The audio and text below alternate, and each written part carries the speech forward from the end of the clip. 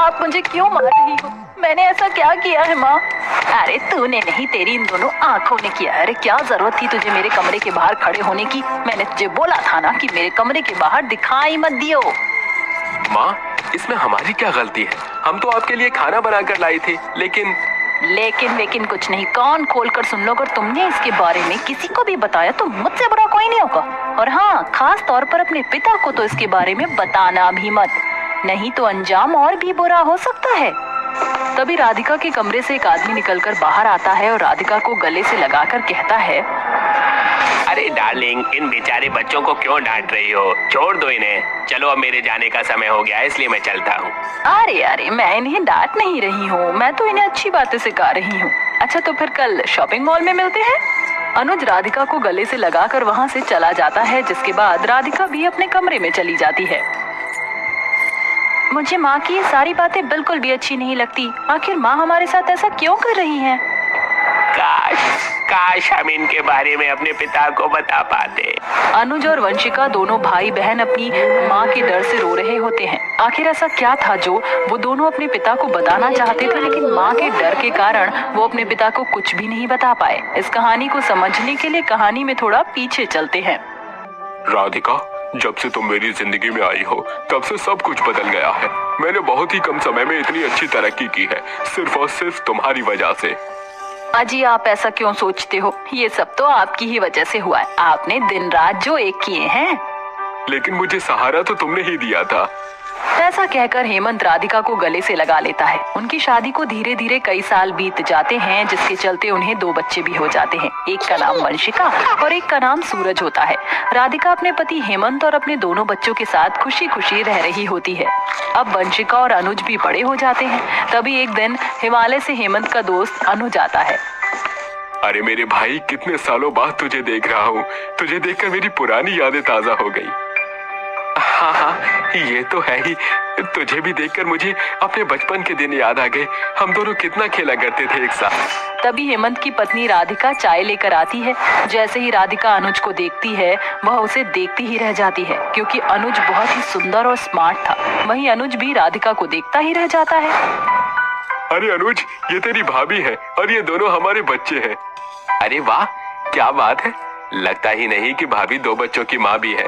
बिल्कुल मेंटेन कर रखा है अपनी खूबसूरती को। आजकल की लड़कियां तो शादी से पहले भी इतनी खूबसूरत नहीं लगती। हाँ, ये तो है ही। मेरी राधिका बहुत खूबसूरत है और इसके शुभ पैरों ने मेरी तरक्की को और भी बढ़ा दिया है। हेमंत और अनुज दोनों ही आपस में बातें करते रहते हैं, जिसके चलते अनुज का पूरा ध्यान राधिका के ऊपर ही होता है। ऐसे ही धीरे धीरे अनुज अब हेमंत के घर में आना जाना शुरू कर देता है और अपनी बातों के जाल में वह राधिका को फंसा लेता है। अनुज, मैं तुमसे बहुत प्यार करती हूँ। मैं तुम्हारे लिए कुछ भी कर सकती हूँ। क्या कहा? तुम मेरे लिए सब कुछ कर सकती हो? हाँ, जो तुम चाहो। मुझे हेमंत की बर्बादी चाहिए। क्या तुम इसमें मेरा साथ दोगी? अगर आज तुमने मना किया तो मैं यहाँ से हमेशा के लिए चला जाऊंगा। राधिका अनुज को हाँ कर देती है, जिसके बाद वह दोनों मिलकर हेमंत को बर्बाद करने पर लग जाते हैं। राधिका धोखे से हेमंत के सिग्नेचर उसके बिजनेस के पेपरों के ऊपर करवा लेती है और सारे पेपर अनुज के नाम कर देती है। इस बात की हेमंत को कानों कान खबर भी नहीं होती। राधिका, ये सब क्या हो गया? एक पलक झपकते ही सब कुछ खाक में मिल गया। कहा तो मैं करोड़पति था और अब मेरे पास एक फूटी कौड़ी भी नहीं बची। राधिका हेमंत को झूठा दिलासा देते हुए कहती है, अजी आप चिंता मत करो, मैं आपके साथ हूँ। मैं हमेशा आपके साथ ही रहूंगी, आपको छोड़कर कभी नहीं जाऊंगी। उस दिन के बाद से बेचारा हेमंत एक टूटे फूटे मकान में रहने लगता है और मजदूरी करके अपने दोनों बच्चों और राधिका का पेट पालना शुरू कर देता है। वहीं दूसरी तरफ राधिका हेमंत के जाने के बाद अपने घर पर अनुज को बुला लिया करती, जिसके चलते एक दिन वंशिका और सूरज अपनी माँ को अनुज के साथ देख लेते हैं। माँ, आप ये क्या कर रही हो? क्या आप मेरे पिता को धोखा दे रही हो? राधिका वंशिका के मुंह पर जोरदार तमाचा मारते हुए कहती है, बड़ी कैंची की तरह तेरी जुबान चल रही है। अगर एक भी शब्द तूने और निकाला तो तेरी जुबान को काटकर फेंक दूंगी। राधिका अपने दोनों बच्चों को बहुत मारती है, जिसके बाद वह अपने बच्चों को अपना मुंह बंद करने के लिए डराती और धमकाती है। अगर ये बात तुम्हारे पिता तक पहुंची तो मुझसे बुरा कोई नहीं होगा। मैं तुम दोनों को मार दूंगी। तुम्हारे साथ तुम्हारे पिता भी इस दुनिया से चलते बनेंगे। बस कुछ ही दिनों में मैं तुम्हें यहाँ से हमेशा के लिए ले जाऊंगा। उसके बाद तुम और मैं खुशी खुशी रहेंगे। एक दिन अनुज राधिका को शॉपिंग करवाने के लिए मॉल लेकर जाता है। वहीं दूसरी तरफ से हेमंत मजदूरी करके वापस अपने घर की तरफ लौट रहा होता है, जहां वह एक शोरूम के अंदर राधिका को अनुज के साथ जाते हुए देखता है। अरे ये राधिका अनुज के साथ क्या कर रही है?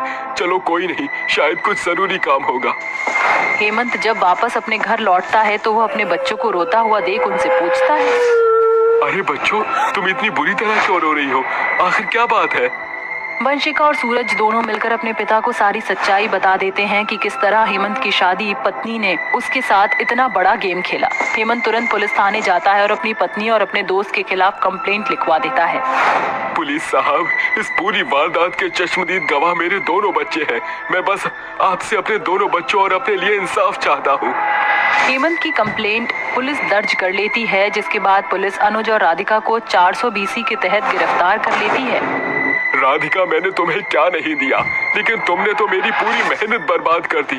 मैं तुम्हें हमेशा खुश देखना चाहता था, लेकिन तुमने तो मेरी बर्बादी का इतना बड़ा खेल खेल दिया, और उस खेल में तुमने मेरे बच्चों को इतना टॉर्चर किया कि इसे मैं कभी बर्दाश्त नहीं कर सकता। इसलिए मैं तुम्हें डिवोर्स दे रहा हूँ।